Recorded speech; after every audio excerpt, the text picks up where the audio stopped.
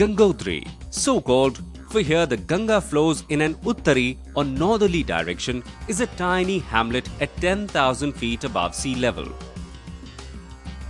As the story goes, it was here that the ancient king Bhagirath meditated for eons and was rewarded by the gods with the gift of the Ganga, sent down from the heavens to succor humanity.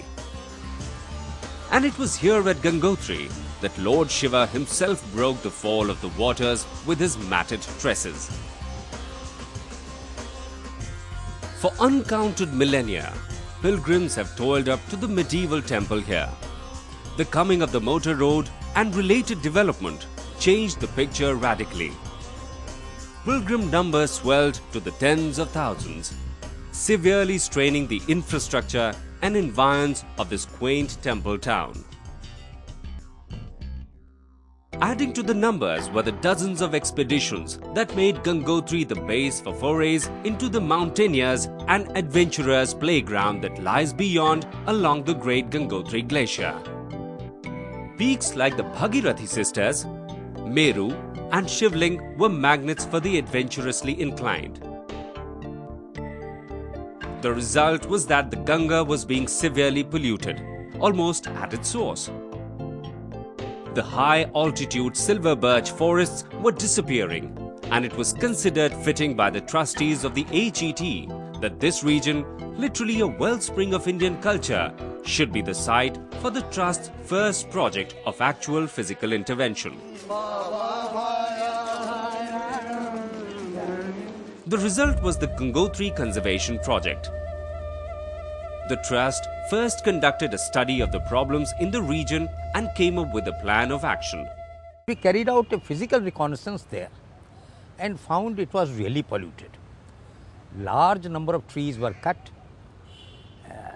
garbage was accumulated, number of pilgrims had gone up, dhabas used to come up on the way to Gangotri, and the whole thing was polluted. First we launched a big campaign to bring out the awareness of the people, including the pilgrims, by posters, by leaflets, by hoardings, by personal briefings, by holding meetings with the locals and so on. And then we carried out the groups of youth to collect the garbage from the base camps, Gaumukh, Bhojwas and Gangotri. And we carried out about 50 tons of garbage over the years. And we set up an incinerator at Gangotri. LPG was introduced and over 400 connections allotted to the numerous lodges and pilgrim shelters in Gangotri, thus relieving the surrounding forests of the burden of providing firewood. First, I think a major impact we made, we took the LPG gas there, because otherwise they were all burning Bhojpatra trees right up to Gaumukh. So that gas made a whole lot of difference.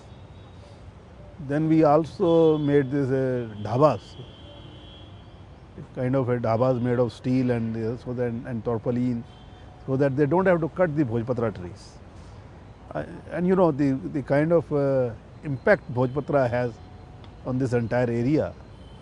Although it's a very small tree, but it's a subtemperate region, only this tree grows there. And right from our scriptures, they were written on Bhojpatra trees and all that.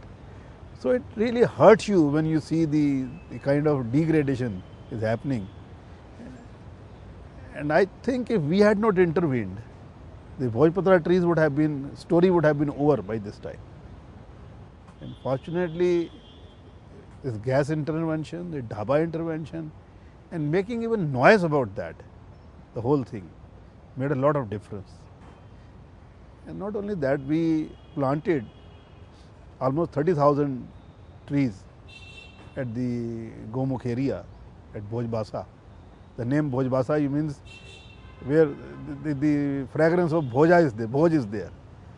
And just imagine when there is no Bhojpatras, from where that fragrance will come. So we had put a nursery in Chidbas, planted about 30,000 trees, I think out of which about half have survived. And another major intervention came in the form of, we got this area declared as the national park. And recently a survey was done through the satellites, and we found out the forest cover in that area has increased by 15%, which is a huge thing.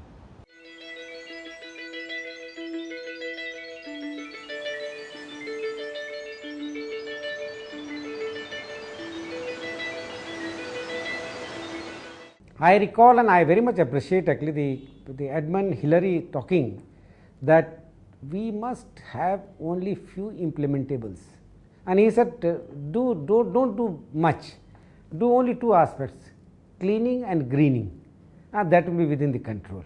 I think thanks to and hats off to Captain Kohli that such a dynamic person actually he took initiative, and a lot of work has been done. Over these 20 years, the HET, along with other like-minded organizations like Ichimod, played a pioneering role in raising awareness about balancing the needs of development and tourism.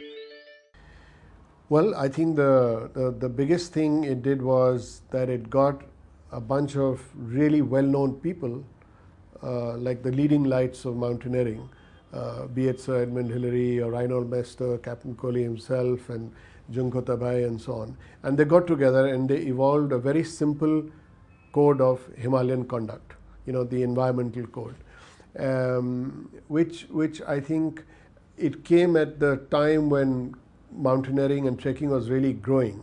So they plugged a very important gap in trying to sensitize the industry right from the inception before things were going to get out of hand.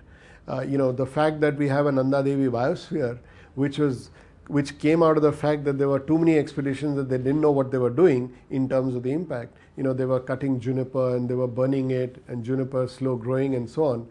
So that was the first thing that they did, was to spread a mass sensitization process through that code, and that's kind of become the Bible for most trekkers and climbers. And even for an organization like the UIAA, which is the World Climbing Federation, they have drawn from this code.